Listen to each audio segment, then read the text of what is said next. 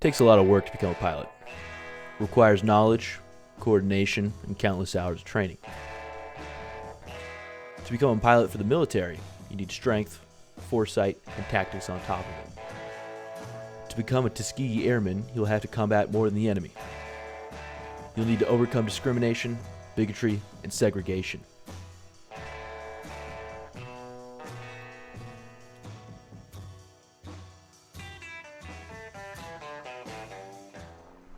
World War I saw a new form of warfare that had never been seen before. War was taken to the skies, allowing the airplane to become the most powerful weapon of war. But not everyone was given the chance to become a pilot for the American military. African Americans tried to join the American Air Force, but were rejected based on the color of their skin instead of their competence. The NAACP, as well as many prominent civil rights leaders, sought to change this issue within the American military. By April of 1939, a bill was passed to allocate funds towards a new all-black unit of the military. Schools like the Tuskegee Institute were chosen to teach many young African Americans in pilot training programs. By 1940, the Army had its first round of cadets in Tuskegee, Alabama.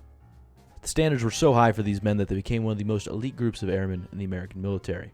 This was shown to be a success, and the program was extended further. A year later, rumors started to go around about the Tuskegee Airmen, so much so that the First Lady Eleanor Roosevelt took a look back at the program herself when she was touring a children's hospital. Eleanor was incredibly surprised by the program, because she'd been previously told that colored people lacked the coordination to fly. Of course, she was proven incredibly wrong. Against the wishes of her security detail, she found herself as a passenger on a 40-minute flight with Albert Anderson, the chief instructor for the pilot training program at the time. After the First Lady's flight, $175,000 was raised to expand the airfield in Tuskegee. Even with this funding, the airmen still faced a major problem. They hadn't been taken seriously enough to go on a proper combat assignment. They had mostly been sent on aerial cargo escorts over Allied territory. Uh-oh. This is John Daly speaking from the CBS newsroom in New York. Here is the Far East situation as reported to this moment. The Japanese have attacked the American naval base at Pearl Harbor, Hawaii, and our defense facilities at Manila, capital of the Philippines. America's now at war. As time goes on, America begins to consider the Tuskegee Airmen as an option.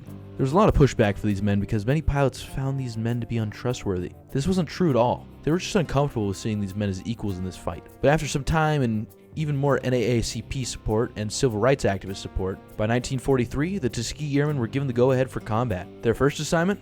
Operation Corkscrew, a small Italian island off the coast of Allied-controlled Tunisia. Pantelleria was heavily fortified, the only thing standing between mainland Italy and the Allied forces. It stands 12,000 men strong and features state-of-the-art military emplacements.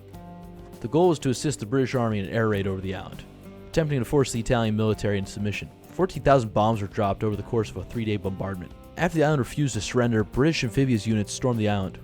Most of the Italian forces surrendered. The Tuskegee Airmen became an extremely important part of the capture of Italy during World War II. Alongside Allied forces, the Tuskegee Airmen offered fighter and bomber support throughout Europe.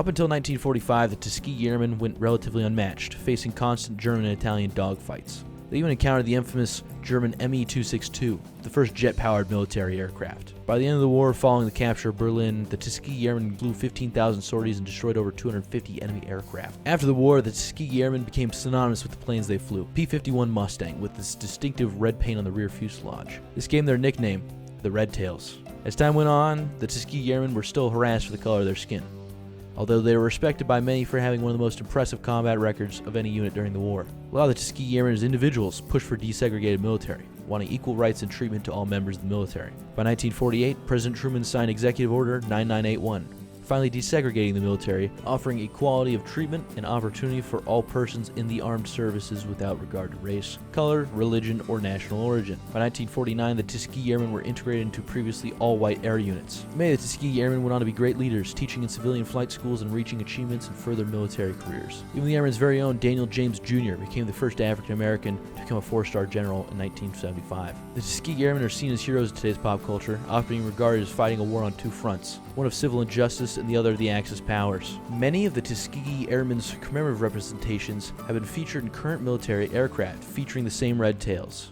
Even in pop culture, they've been featured in movies like Red Tails or The Tuskegee Airmen, as well as countless documentaries and books. As it stands today, the Tuskegee Airmen are regarded as one of the first and greatest steps for African Americans in the military. They're more than just war heroes. They're heroes of equality, dispelling rumors by becoming one of the greatest to fly in the sky. They made their mark as being one of the greatest milestones in history of African Americans in the United States military.